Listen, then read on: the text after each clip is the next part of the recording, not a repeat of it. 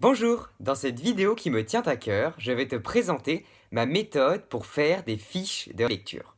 Si tu ne me connais pas, je m'appelle Raphaël Conseil et je te donne de nombreux conseils dans le cadre scolaire, avec les examens notamment, dans le cadre professionnel, mais aussi dans la vie de tous les jours, avec notamment comment être plus optimiste, etc. Tu peux retrouver toutes ces vidéos sur ma chaîne et c'est parti pour la vidéo. Tout d'abord, on peut se demander à quoi ça sert de faire des fiches de lecture. En effet, c'est long et des fois c'est agaçant de devoir faire de telles fiches après avoir lu une œuvre, surtout si c'était pour le plaisir et qu'on n'a pas envie de travailler ensuite sur un carnet à écrire ce qui s'est passé pendant l'histoire, ou les thèmes majeurs, etc. Alors pour moi, les fiches de lecture, c'est super utile car je suis quelqu'un qui oublie souvent mes lectures.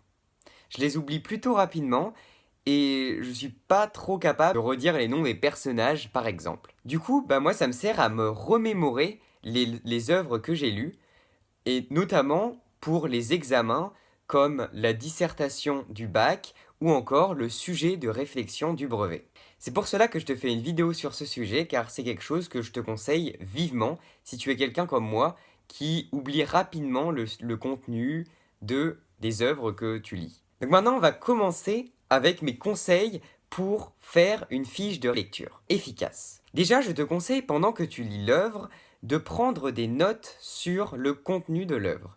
Tu peux prendre des notes par chapitre ou alors par acte, si c'est une pièce de théâtre, pardon, et ça permettra que tu te notes et que tu te remémores les éléments majeurs à la fin de l'œuvre. De plus, tu peux marquer avec un crayon à papier sur ton texte les citations qui te semblent les plus importantes dans l'œuvre. Quand je dis citations qui te semblent importantes, ça signifie pour moi les citations qui sont en accord avec ton programme de première, par exemple, si tu passes le bac de français, ou avec ton année de troisième.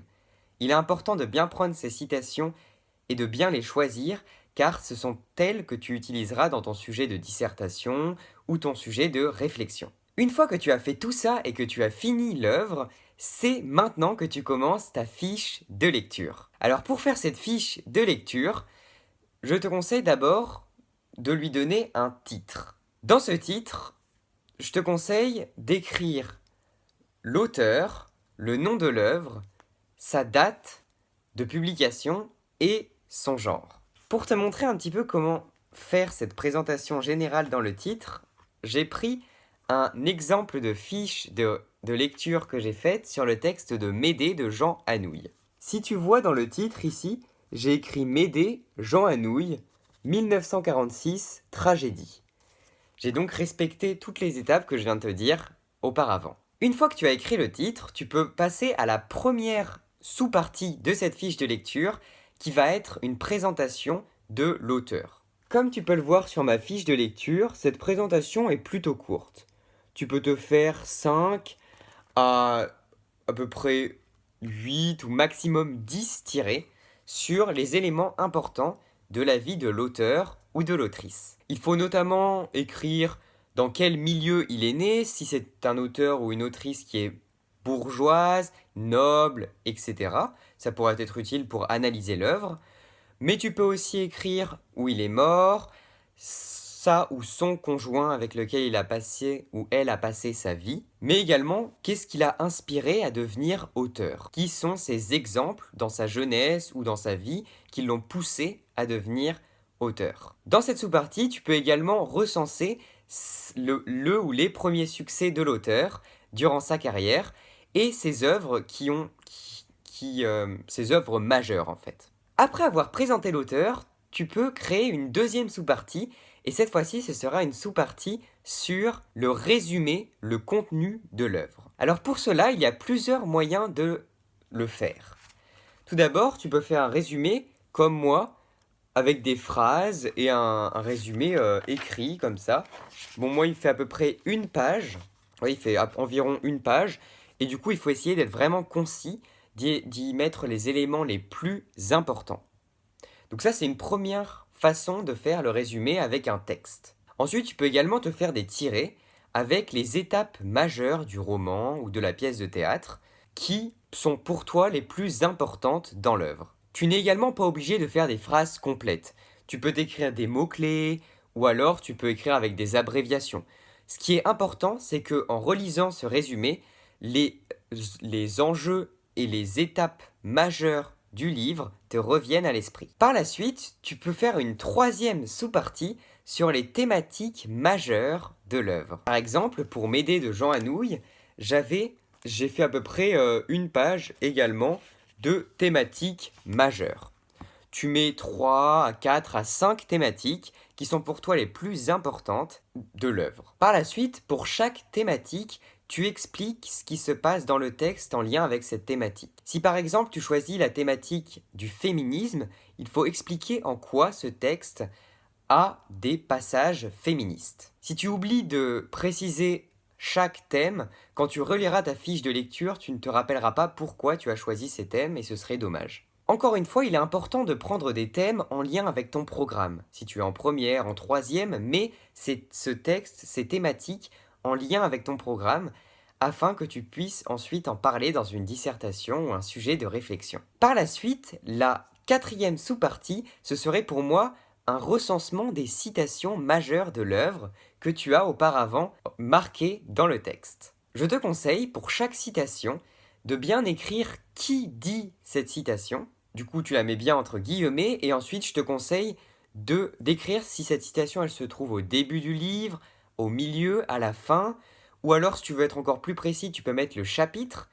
Et le fait de mettre où se trouve cette citation dans le livre, c'est très important, car dans un sujet de dissertation ou de réflexion, il est crucial de bien mettre où se situe la citation, ça te permettra d'avoir le maximum de points. Par la suite, tu peux également faire une sous-partie qui recense tes impressions de lecture. Ce que j'aime bien faire, c'est écrire des mots-clés sur mes impressions.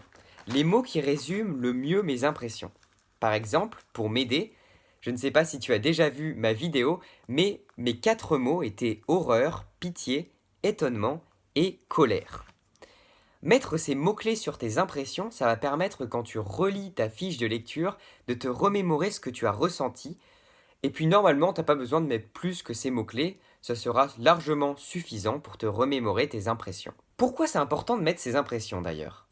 Mettre ces impressions, c'est important, car quand tu fais un sujet de dissertation par exemple, les sous-parties et les parties se basent souvent sur tes impressions. Par exemple, tu pourras faire une partie sur l'horreur que crée le texte de Médée dans mon cas. Maintenant, je t'ai présenté toutes les sous-catégories majeures. Il y en a 5 pour moi, et ces sous-catégories, elles sont cruciales, et il faut les répéter dans chacune de tes fiches. Cependant, en fonction de l'œuvre, tu peux aussi rajouter d'autres sous-catégories. Tu peux par exemple rajouter une sous-catégorie sur les personnages principaux, comme par exemple dans Harry Potter, tu peux parler de Harry, tu peux parler d'Hermione, de Ron, et tu peux également faire une sous-catégorie comme je l'ai fait pour Médée sur les différentes versions de l'œuvre. Pour Médée, j'avais écrit les 4 versions de l'œuvre. Au passage, si tu veux en savoir plus sur l'œuvre Médée, je te mets dans le petit i la vidéo, car je fais que en parler depuis le début de cette vidéo. Mais du coup, si tu veux vraiment mieux apprendre à connaître cette œuvre, ou tu veux te la remettre en tête si tu l'as déjà lue, je te conseille d'aller voir ma vidéo. Maintenant, une question pourrait te venir à l'esprit. Comment je peux trouver les thématiques, par exemple, ou comment je peux trouver une bonne analyse de l'œuvre? Alors pour cela, je vais te donner 2 conseils. Le premier conseil, déjà, c'est de regarder sur Internet.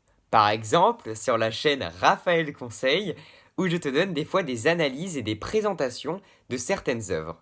C'est par exemple le cas pour Médée de Jean Anouilh. J'ai également fait une vidéo sur Percy Jackson de Rick Jordan. Et j'ai également fait une vidéo sur Oser l'optimisme de Catherine Testa. Bon, pour Oser l'optimisme, il n'est pas nécessaire de faire une fiche de révision, car normalement tu ne pourras pas trop l'utiliser pour ton sujet de dissertation ou de réflexion, mais cependant, je te conseille d'aller voir cette vidéo. Donc premier conseil, tu peux regarder des vidéos sur YouTube ou aller consulter des sites sur Internet pour les analyses.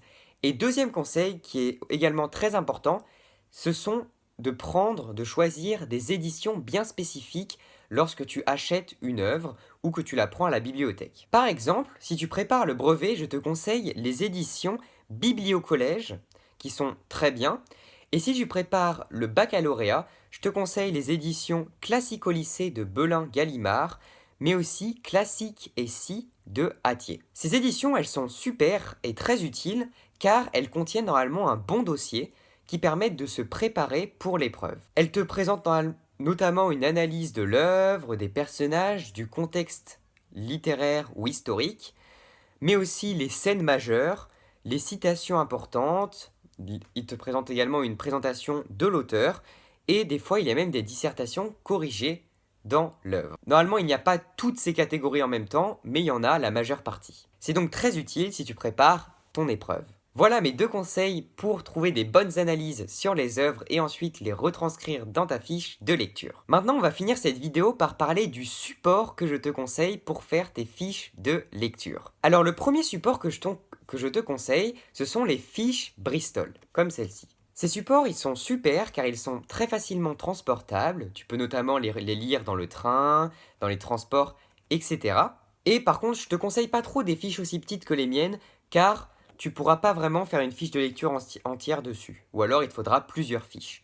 Je te conseille quand même des fiches A5 qui sont plus pratiques que celles-là. Et au passage, si elles ne te servent pas à faire des fiches de lecture, elles seront toujours utiles pour faire des fiches de révision. C'est donc un achat très pratique. Le deuxième type de support que je te conseille, c'est un petit carnet comme tu l'as vu avec ma fiche de révision sur M'aider. Un carnet comme celui-là, il est très pratique car il te permet de recenser toutes tes fiches dans un même endroit que tu peux ensuite visionner, regarder. Je te conseille de prendre un carnet de cette taille car comme ça tu peux également le transporter facilement. C'est mieux qu'un gros carnet A4, je trouve. Le troisième support que je te conseille, ce sont des feuilles A4 simples comme celle-ci avec des petits carreaux si possible car je trouve que les petits carreaux ça rend mieux que les grands carreaux pour des fiches de lecture. Je trouve que c'est plus joli et quand tu regardes la feuille, t'as plus envie de la relire, je trouve. Donc là, moi, je t'ai montré que des supports qui sont blancs, mais tu peux également, si tu le souhaites, prendre des supports colorés. Je sais par exemple qu'il existe pour les fiches Bristol, des fiches Bristol colorées qui sont très utiles car elles te permettent de t'organiser efficacement. En effet, par exemple, tu peux prendre une couleur spécifique pour les pièces de théâtre, une autre pour les romans, une autre pour l'argumentation, etc. Et ça te permet, dès le premier regard, de connaître le genre littéraire de ta fiche de lecture. Petit nota bene, au niveau des fiches Bristol, celle-ci, elle n'a pas de trous, mais certaines fiches Bristol ont des trous pour les mettre dans un classeur, ce qui est très utile pour les rassembler ensemble et ne pas toutes les perdre. Voilà, c'est la fin de cette vidéo sur les fiches de lecture, j'espère qu'elle t'aura plu. Si c'est le cas, n'hésite pas à mettre un pouce bleu, à t'abonner, ça me fait hyper plaisir de voir notre communauté s'agrandir, à m'écrire un petit commentaire si tu as des questions sur ce sujet ou des remarques ou des suggestions. Tu peux également partager cette vidéo avec tes amis qui préparent un examen ou qui aiment bien lire et qui ne sont pas habitués à faire des fiches de lecture.